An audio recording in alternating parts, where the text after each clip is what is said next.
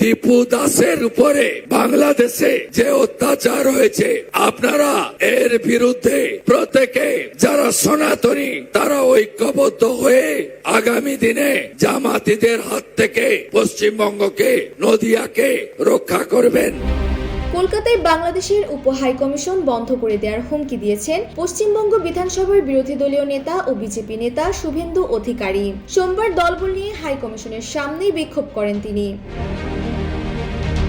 বিক্ষোভ চলাকালেই শুভেন্দু অভিযোগ করেন, বাংলাদেশে দীপু নামে এক ব্যক্তিকে জীবন্ত পুড়িয়ে মারা হয়েছে। এই ঘটনার প্রতিবাদে তিনি বলেন, তারা এখানে বাংলাদেশের হাই কমিশন থাকতে দেবে না, এটি তালাবদ্ধ করে দেবে। একই সঙ্গে তিনি আগামী 24 ডিসেম্বর সীমান্তে 1 ঘন্টার প্রতীকী অবরোধ এবং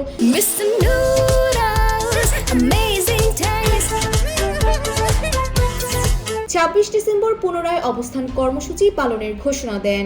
সামাজিক যোগাযোগ মাধ্যমে ছড়িয়ে পড়া ভিডিওতে তাকে সমর্থকদের নিয়ে বিশৃঙ্খলা করতে দেখা যায়। এদিকে নিরাপত্তাহীনতার কারণে ভারতের রাজধানী নয়াদিল্লিতে বাংলাদেশের হাই কমিশন তাদের কনসুলার সেবা ও ভিসা কার্যক্রম সাময়িকভাবে বন্ধ করে দিয়েছে।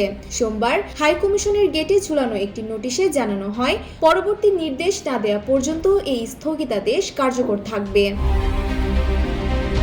সাম্প্রতিক সময়ে ভারতের বিভিন্ন স্থানে বাংলাদেশের মিশনের হামলা ও বিক্ষোভের ঘটনায় কূটনীতিকদের নিরাপত্তা নিয়ে চরম উদ্বেগ তৈরি হয়েছিল।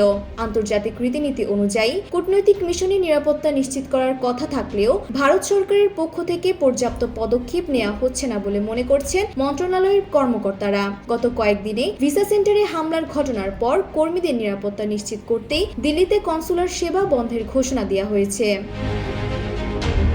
ডেস্ক রিপোর্ট, জয় জয় দিন।